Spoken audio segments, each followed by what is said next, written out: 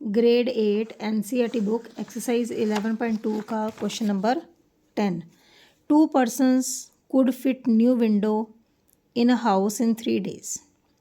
Okay, 2 persons हैं जो कि विंडो जिनको लगानी है, फिट करनी है इन अ हाउस, उनको 3 days का टाइम लग रहा है। One of the persons fell ill before the work started. How long would the job take now. Okay, अब 2 पर्सन्स थे जो कि 3 डेज़ में एक हाउस में विंडो को फिट कर रहे थे। अब उनमें से 1 पर्सन जो है that fell ill before the work started. अब जो है वो हाउस में विंडो लगाने में उनको कितने डेज़ लगेंगे? 1 person. And how many persons would be needed to fit the window in 1 day. ये हमें फाइंड आउट करना है। तो इसमें आप देख सकते हो कि number of persons and number of days, ये 2 थिंग्स हमारे पास गिवन है। If there are 2 persons then number of days कितने हमारे पास 3। ठीक है, अब उनमें से अगर एक बंदा बीमार हो गया तो बचा कितना? ओनली 1। उसके लिए नंबर ऑफ़ डेज़ हमें फाइंड आउट करने हैं और number of persons we need to find out if we need to complete the work in only 1 day. Right, तो ये भी क्या है? इन्वर्स प्रोपोर्शन का केस है, क्योंकि आप देख सकते हो कि अगर नंबर ऑफ़ पर्सन्स कम है, ठीक है, कम है तो नंबर ऑफ़ डेज़ ज़्यादा लग रहे हैं। राइट, तो इन्वर्स प्रोपोर्शन का फॉर्मूला क्या है? x1 into y1 x2 into y2, 2 into 3 1 into y2। तो y2 की वैल्यू कितनी आ गई हमारे पास? 2 इंटू 3 इज़ 6, तो y2 इज़ 6। मतलब अगर एक बंदा वो काम करेगा तो उसको 6 डेज़ लगेंगे in order to fit the windows in a house. Right, तो ये था हमारा फर्स्ट पार्ट। अब ये है नेक्स्ट पार्ट जिसमें हमें पूछा है क्या कि कितने पर्सन्स हमें लगाने पड़ेंगे in order to complete the work in 1 day. तो same formula we are using x1 into y1, तो x3 इंटू y3। इनके साथ मैं ले रही हूँ ये सेकंड को हम स्किप कर रहे हैं, तो ये है हमारा x1 और ये है x3 और this is y1 and this is y3। Right, 2 into 3 and x3 we need to find out, this is 1। तो अगेन ये आ गया हमारा 6, यानी कि यहाँ पे ये आ गया number of days.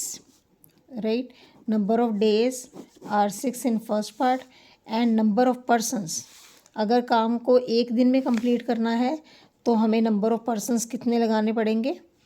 Number of persons जो हैं वो 6 लगाने पड़ेंगे to complete the work. So this was question number 10 and this is going to be a very very important question, बहुत ही ज़्यादा important question है। Next है question number 11, this is the last question of this chapter as well as this exercise 11.2। So just read the question। A school has 8 periods a day each of 45 minutes duration। ठीक है, 8 period लगते हैं किसी school में और एक जो period है वो 45 मिनट्स का है। How long would each period be if the school has 9 periods a day, assuming the number of school hours to be the same? Right, तो यहाँ पे आप लिखोगे this is question number 11, number of periods, कितने period लग रहे हैं school के अंदर, एंड टाइम, लेकिन टाइम जो गिवन है हमें मिनट्स में। राइट, अब कितने पीरियड हैं स्कूल में लग रहे हैं हमारे? तो सबसे पहले हमें बताया गया है कि 8 पीरियड्स आर देयर और हर पीरियड कितने मिनट्स का है? 45 मिनट्स का। अब अगर नंबर ऑफ़ पीरियड इंक्रीज़ हो जाएं तो टाइम कितना होगा?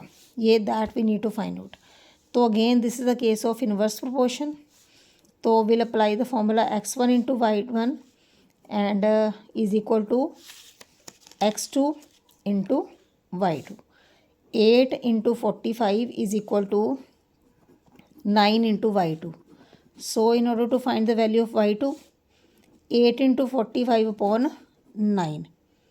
ओके, 9 1 इज़ 9, 9 5 ज़र 45, 8 5 ज़र 40, तो ये आ गई आपकी y2 की वैल्यू।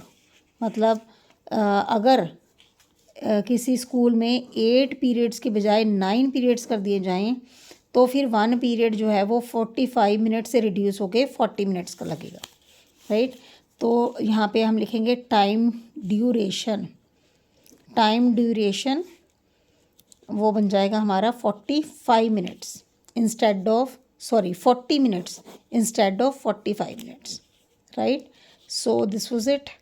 इसी के साथ ही हमारा ये चैप्टर 11 और एक्सरसाइज 11.2 भी फिनिश होती है।